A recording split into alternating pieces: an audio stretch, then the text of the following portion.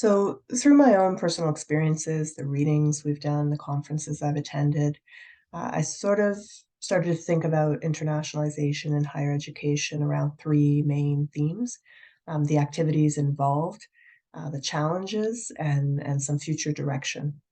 So in terms of the activities, a lot of institutions are doing pretty much the same thing when it comes to internationalization. So there's, of course, student mobility. They're recruiting a lot of international students to their institutions for various reasons, some symbolic and some strategic. And there's, of course, staff and student exchange as well. So some outbound mobility, but to a much lesser degree than that inbound. There's that export of higher education systems. So some of the larger institutions are establishing branch campuses. They're developing partnerships, co-degrees, things like that. And of course, there's research happening as well, across countries, across borders between institutions.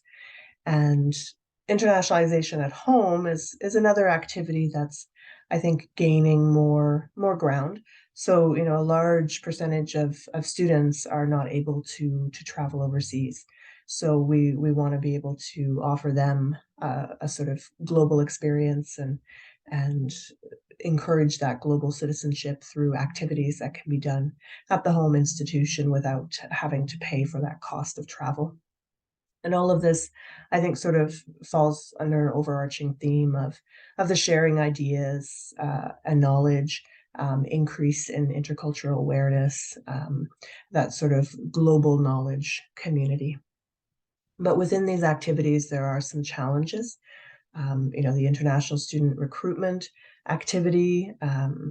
There seems to be a lot of focus on revenue, reputation, and rankings. So this can lead to, of course, unethical recruitment practices, which we've seen in Canada, where institutions are just bringing in far too many students that they're not able to support.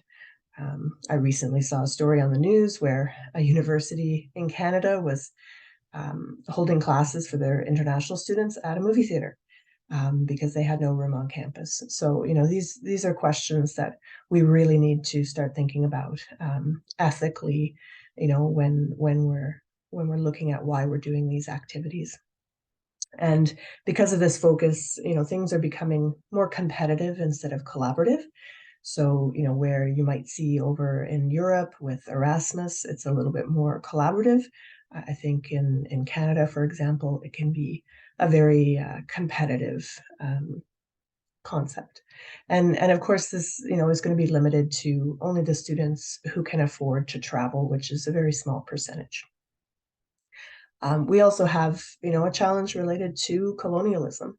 So, the main countries that were historically involved in internationalization and international student recruitment and partnerships are Western countries. So they're kind of taking their education system and putting it on top of maybe the host country's education system, or impacting their ability to build their own education system. They're also, recruiting the best and brightest, which, for maybe long term for immigration. So there's a bit of a brain drain happening as well.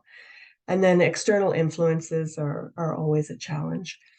We saw that with COVID, for example.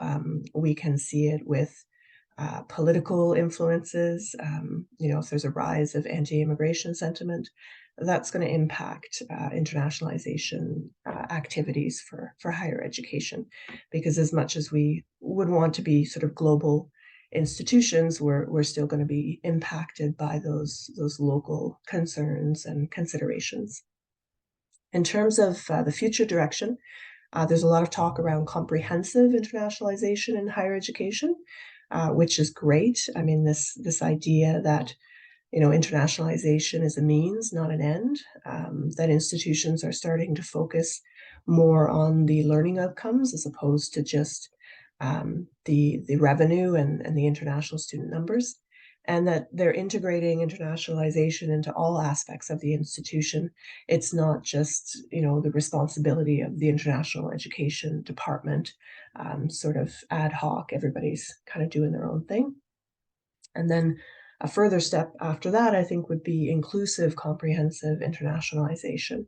So inclusive is that next step forward where, we're really looking at internationalization in higher education through a decolonization lens. We're looking at how we can, implement global learning for all, not just for that small percentage, that elite percentage that can afford it.